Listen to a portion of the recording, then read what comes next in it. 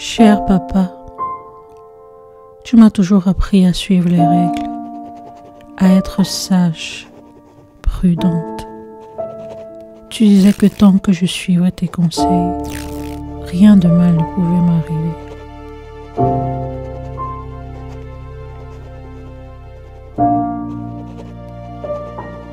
Tu me disais de faire attention aux inconnus, de ne pas m'aventurer dans les rues sombres, de ne pas faire confiance en n'importe Ma qui. fille, tu es précieuse à mes yeux et ne veux que ton bonheur. Écoute mes paroles. Évite les mauvaises compagnies et corrompre les bonnes mœurs. Évite les sorties de nuit, elles sont dangereuses et elles cachent des atrocités. Concentre-toi sur tes études et sur l'étude de la parole de Dieu. Tu verras, tout y réussira. Je t'aime, ma fille. Tu m'as toujours dit que la vie est pleine de pièges, que je devrais être prudente, choisir mes amis avec soin, éviter les mauvaises influences. Tu me disais que certaines personnes pouvaient m'entraîner dans des chemins dangereux et que si je faisais attention, je resterais toujours en sécurité. Wow. Ma fille, Oui, papa. tu es une créature merveilleuse, que personne ne te fasse croire le contraire. Garde ta dignité, c'est ton bien le plus précieux. Tu m'as aussi dit que l'amour et la sexualité étaient sacrés, réservés pour le N'oublie mariage, pas que ton corps est le temple que du je devais Saint-Esprit. m'abstenir, Traite-le attendre, avec pudeur. parce que c'était ce qu'il y avait de mieux. Parce que c'était la seule manière de rester pur, digne aux yeux de Dieu et aux tiens. Je t'ai toujours écouté, chaque mot. Je faisais tout ce que tu disais, papa. Je savais qu'en respectant ces règles, je serais à l'abri. Je savais que tu avais raison, papa, que tu voulais juste me protéger. J'ai pris tes conseils comme des lois. J'ai évité les ruelles sombres. Je n'ai jamais parlé à des inconnus. Je ne suis jamais sortie tard la nuit. J'ai suivi tous tes conseils. Je n'ai jamais cherché à fréquenter ceux qui pouvaient m'apporter des ennuis. J'ai toujours évité les mauvaises compagnies. J'ai fait tout ce que tu m'as dit de faire. Et surtout, j'ai respecté cette promesse, celle de me garder pour le mariage, parce que je croyais que c'était la bonne chose à faire. Je savais que tant que je faisais tout comme tu me l'avais dit, rien ne pouvait m'arriver. Coucou Irène. Coucou Cynthia, comment tu vas? Non, ça va et toi? Moi ça va très bien. Dis, je suis à une soirée de ouf, un DJ international, une ambiance de folie. Tu viens ou pas? Tu sais que je t'apprécie vraiment, mais tu connais mes principes, donc les boîtes, c'est vraiment pas mon truc. Allez, juste cette fois, viens avec moi, ça va être fun.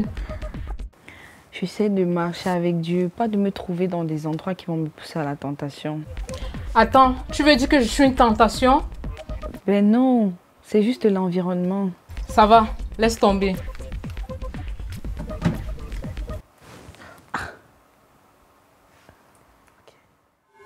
Mais ce n'est pas comme ça que ça s'est passé.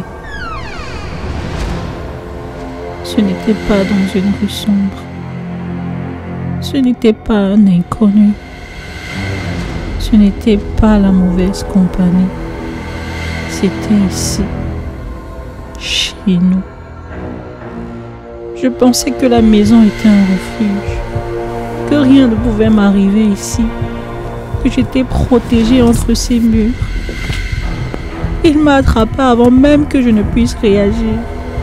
J'ai crié, j'ai lutté, mais il n'y avait personne pour m'entendre. Tout ce que tu m'as appris, papa, tout ce que j'ai fait pour rester en sécurité n'a servi à rien ce jour-là. J'étais seule et je n'ai rien pu faire pour l'empêcher. Ce n'était pas un étranger, papa. C'était lui. Après cette nuit-là, je me suis sentie sale, brisée. Je me suis rappelé toutes les règles que tu m'avais données. Comment j'ai tout fait correctement. Et pourtant, ça m'est arrivé quand même. Mais papa, ce n'est pas tout. Quelque chose d'encore plus terrible est arrivé.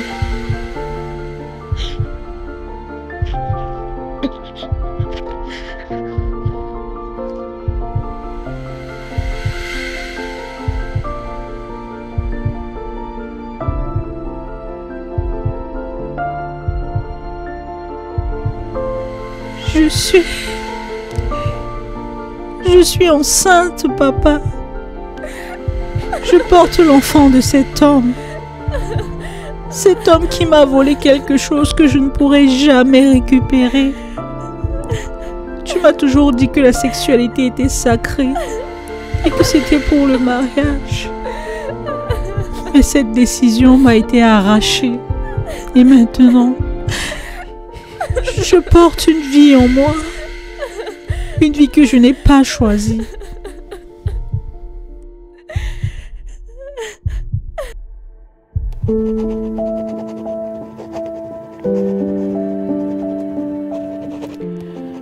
Je ne comprends pas, papa. J'ai tout fait comme il fallait. J'ai respecté tes leçons, tes valeurs. Je me suis gardée pour un futur qui n'existera jamais. Est-ce que c'est de ma faute? Est-ce que j'ai fait quelque chose de mal sans le savoir? J'ai cru que le danger viendrait seulement si je faisais des erreurs, si je ne faisais pas attention. Mais il est venu quand même. Je n'ai rien pu faire. Je n'ai pas voulu ça. Je ne l'ai jamais cherché. Alors pourquoi, papa?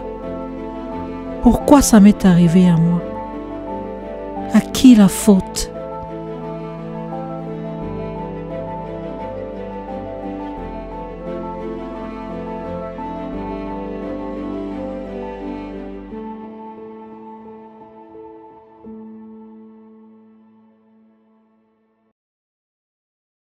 Shalom tout le monde, merci d'avoir regardé la vidéo et surtout n'hésitez pas à vous abonner, à liker, à partager autour de vous afin que les autres soient aussi édifiés. Que Dieu vous bénisse.